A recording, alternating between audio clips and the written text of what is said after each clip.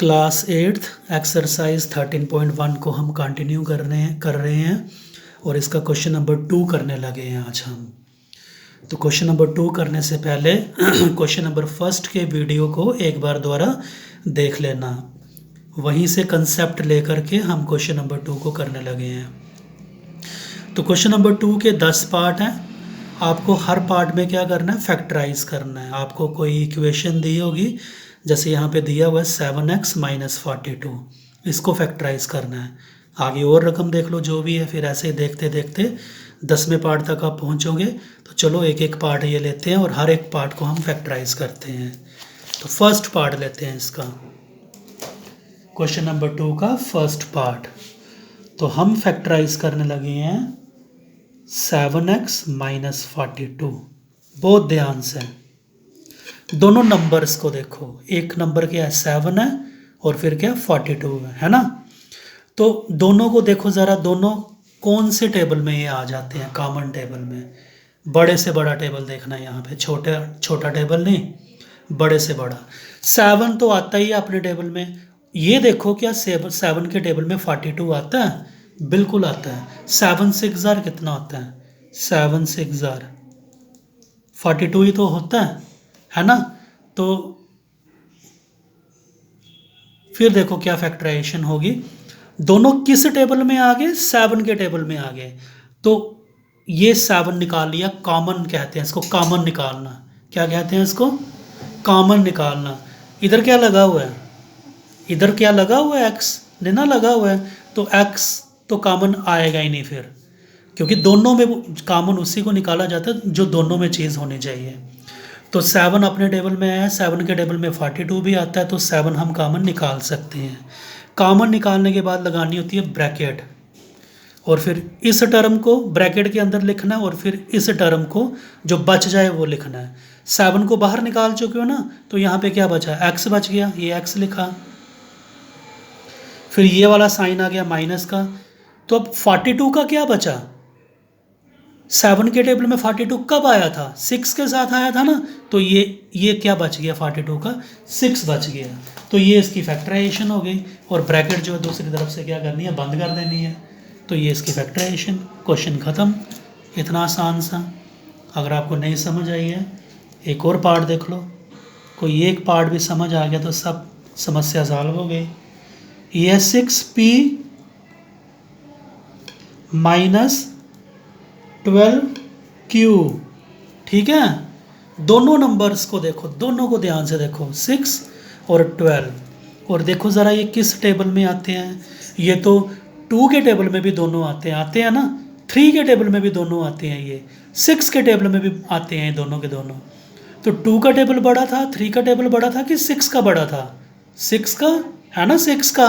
तो 6 लेना है कॉमन। 6 के टेबल में 6 तो आता ही है, 6 के टेबल में क्या 12 भी आता है। तो ये ले लिया मैंने 6 कॉमन। ये क्या लगा हुआ है p और ये क्या लगा q, क्या एक जैसे हैं, ये तो आएंगे ही नहीं, छोड़ो फिर इनको। ये लगाई ब्रैकेट। 6p का क्या बच गया, सिर्फ p बच गया, क्योंकि 6 को तो बाहर ले आए आप। माइनस 12q का क्या बचा, 6 के टेबल में 12 कब आता है, 2 के साथ, और साथ में ये q भी बच जाएगा ये ब्रैकेट के अंदर। ये फैक्टराइजेशन हो गई इसकी। ऐसे ही इसका थर्ड पार्ट देखो। थर्ड पार्ट है 7a² + 14a, ठीक है। देखो जी, इसको पहले नंबर को देखो, 7 और 14 किस टेबल में आते हैं, 7 के टेबल में दोनों आ जाते हैं। ये इधर a कितनी बार लगा हुआ है, 2 बार a² है। इधर कितनी बार लगा हुआ है, 1 बार। तो 1 बार a भी दोनों में आ ही रहा है। इधर कितनी बार आ रहा है, 2 बार आ रहा है, और इधर कितनी बार आ रहा है, 1 बार। कम से कम 1 बार तो दोनों में आ ही रहा है ना ये। तो जो ये पावर होती है ना, जो जैसे a की स्क्वायर होगी, a छोटी वाली पावर जो वो कॉमन ले लेनी होती है। a की पावर कितनी थी 2, a की पावर कितनी थी 1। तो पावर 1 वाली छोटी होती है कि 2 वाली छोटी होती है, तो बस एक बार a ले लिया कॉमन। अब देखो इधर क्या बच गया, 7 को निकाल लिया, a कितना था 2, 1 तो बाहर निकाल लिया, 1 बच गया, a आ गया। और 7 के टेबल में 14 कब आता है, 2 के साथ, ए ख़त्म हो जाएगा क्योंकि एक तो आप बाहर, एक ही था तो एक बाहर निकाल लिया आपने। समझ आया? ये एक ए अंदर, ये वाला ए क्यों आया? क्योंकि ए स्क्वायर था, एक निकाल लिया तो एक तो ब्रैकेट के अंदर रहेगा ना। ठीक है,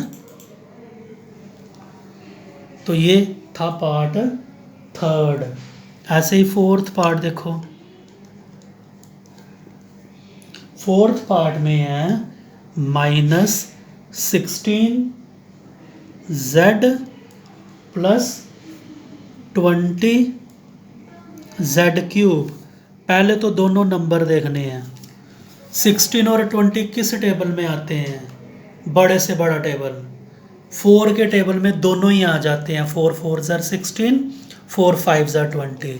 तो ये देखो 4 ले लिया कॉमन। z कितनी बार है? एक बार। इधर कितनी बार है? तो कितनी बार लेना है? कम से कम एक बार ले लेना है। ये ले लिया। इसका क्या बच गया? एक माइनस का साइन तो आना ही आना है।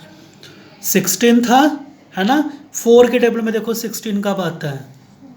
4 के साथ। ये z नहीं लिखोगे इसके साथ क्योंकि वो बाहर निकाल चुके हो। प्लस का साइन। 4 के टेबल में 20 कब आता है? 5 के साथ। तो ये 5, z कितना है?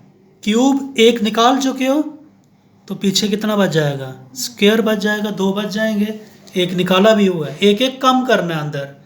ठीक है, तो ये फोर्थ पार्ट हो गया। अब फिफ्थ पार्ट जो है, बहुत आसान पार्ट्स हैं ये सारे। फिफ्थ पार्ट है 20l² m plus 30 ALM।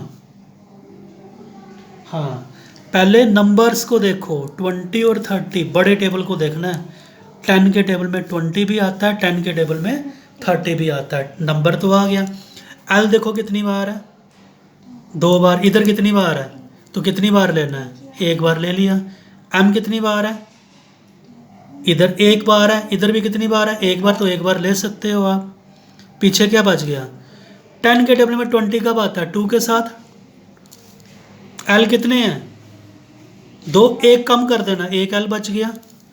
M को एक कम किया तो था ही इधर एक, तो ख़त्म हो गया ये। 10 के टेबल में 30 कब आता है? 3 के साथ। एल और एम बाहर निकल चुके हैं, ये तो लिखना ही नहीं। पीछे क्या बचा? ए बचा। तो ये फिफ्थ पार्ट हो गया। ठीक है, इसके टोटल 10 पार्ट हैं। मैं आपको इस वीडियो में इसके सिर्फ अभी 5 पार्ट ही भेज रहा हूँ। अगले वीडियो में इसके अगले 5 पार्ट मैं लूँगा। इनको ध्यान से समझना। ये ध्यान से समझोगे, बार बार प्रैक्टिस करना, तो अगले पार्ट्स में कोई इतनी मुश्किल नहीं होगी। ठीक है, तो समझ के कापियों पे भी नोट कर लेना।